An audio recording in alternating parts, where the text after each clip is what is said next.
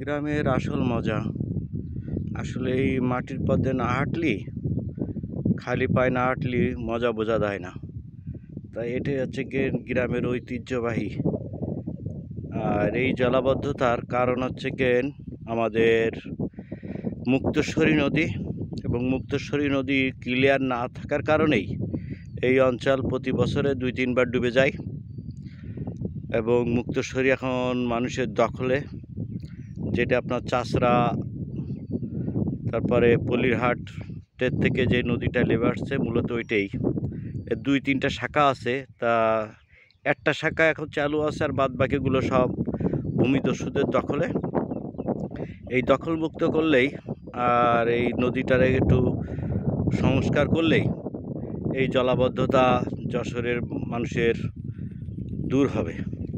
আপনারা সবাই আমার পাশে থাকবেন, চ্যানেলটাকে নতুন করে সাবস্ক্রাইব করে দেবেন। আর যাদের এই কথাগুলো ভালো লেগেছে, যারা মানুষের কল্যাণ চান, তারা ভিডিওটাকে বেশি বেশি করে শেয়ার করে দেবেন, দেশ ও জনগণের কাছে পৌঁছায় দেবেন। মনে করেন মাইলকে মাইল এরকম পানিতে তলায় গেছে। আর এবারে ধান হওয়ার সম্ভাবনা নেই। আপনি কাঁচা রাস্তার উপরে মনে হচ্ছে যে ধানের চারা লাগানো, আসলে ধানের চারা না, এগুলো ধান পরে পরে এই চারাগুলো গজাইছে। ধানের চারা না, এগুলো একদম রাস্তার উপর দিয়ে চারা হয়ে গেছে। যারা যেখান থেকে আমার এই ভিডিওটাকে দেখছেন, এই ভিডিওটাকে বেশি বেশি করে শেয়ার করে দেবেন, এবং লাইক কমেন্ট শেয়ার করে দেবেন। এবং সরকারের কাছে বিনীত অনুরোধ, আপনারা এই মুক্তেশ্বরী নদী এটাকে খনন করে দিলেই আমার মনে হয় যে বাংলাদেশের যেই নদী অঞ্চলগুলো আছে এগুলো হয়ে যাবে, আর পানি মুক্ত হয়ে যাবে, আর ভবদাহ নিষ্কাশনও মনে হয় মুক্ত হয়ে যাবে কিছুটা।